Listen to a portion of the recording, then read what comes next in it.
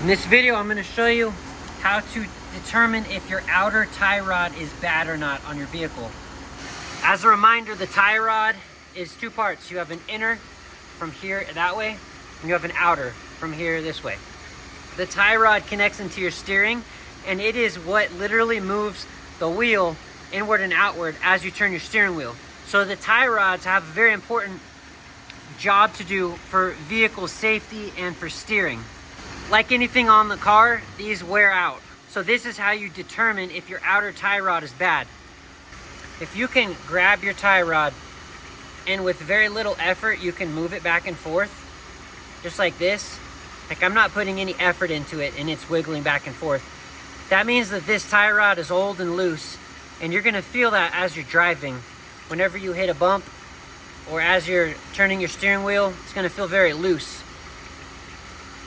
A new tie rod, I can't move it with one hand at all. And if I had two, I have to put a lot of effort into moving it. Compared to this one, I can essentially move it with like one finger. There we go, I moved it with one finger.